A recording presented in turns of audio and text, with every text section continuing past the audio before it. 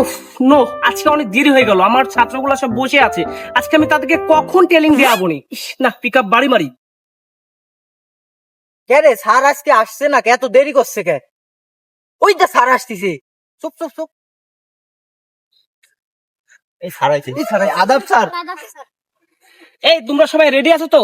আজকে তোমাদের এই গাড়ি সম্পর্কে কিছু ধারণা দিব আমি, তোমরা ভালোভাবে নিবা। এই, আমাকে একটু ধরো তো, আমি একটু নামতে পারছি না, একটু ধরো তো। শুন শুন শুন, এ কিরম স্যার রে? ভ্যান থেকে নিজেই নামতে পারেন, আবার প্রশিক্ষণ দিবেন কি? এই, আমি তোমাদের মধ্যে কাকে যেন কালকে রাত্রে হোয়াটসঅ্যাপ করেছিলাম। চলে আসো তো, চলে আসো, চলে আসো। স্যার, ওই দাঁড়া, তোক দিছে নাকি? আমাকে হোয়াটসঅ্যাপে মেসেজ দিছে। এই ছেলে, তুমি দাও, কথা দাও। বললে কেন? যাও, বেয়াদব। বুঝো? বুঝে না। এই বেয়াদব ছেলে, বসো খারাপ তোমরা দুজন। আই, তুমি এদিকে আসো। হ্যাঁ বলেন স্যার। এই যে ছেলে, তা দেখতে পাচ্ছ তো, এটা কি? এটা কি তোমার জানা আছে কি এটা? হ্যাঁ জানি। বলো তো কি এটার নাম? এটা কি বলো? অটো। হেই, এটা অটো নাকি? এটা ভ্যান গাড়ি। এটা ভ্যান গাড়ি? তোমাকে তো আমি টেলিং হচ্ছে করাতে পারবো না। হ্যাঁ? ও ভালো করে দেখে নাও, এটা ভ্যান। আচ্ছা আচ্ছা। আচ্ছা ঠিক আছে, তাহলে আমরা মূল কাজে চলে আসি। ঠিক হ্যাঁ, আছে, ঠিক আছে, আসো। ঠিক আছে। আচ্ছা, চলে আসো। আচ্ছা।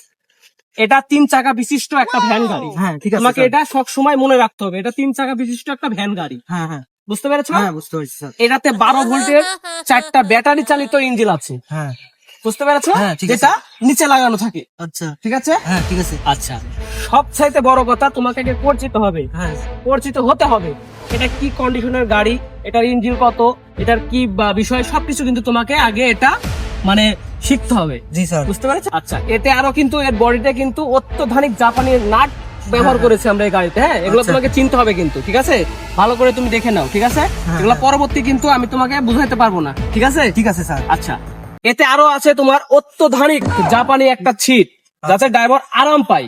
আচ্ছা আচ্ছা ঠিক আছে, ভালো, হ্যাঁ। এটা দেখে নাও। হ্যাঁ দেখলো। আচ্ছা, এখানে আরো 2টা মেন বিষয় আছে। এখানে 2টা ভালো জিনিস আছে, যেটা হলো তুমি লুক ইন গ্লাস, যেটাকে বলে লুক ইন গ্লাস, তুমি সামনে দেখতে পাও। ঠিক আছে, এজন্য 2টা লুক ইন গ্লাস এই স্যার, এই দুটা সামনে দেখা যায় না? ও, এই আচ্ছা। দুটা পিছনে দেখা ঠিক যায়। আছে, ঠিক আছে, বুঝতে পারিনি, বুঝতে পারিনি। আসলে এটা পিছনে হবে। হ্যাঁ, আচ্ছা আচ্ছা। মানে আমিও তো বিশাল ট্রেনিং এ থাকি, আমার তো বহুত ছাত্রছাত্রী, বুঝই তো। হ্যাঁ হ্যাঁ।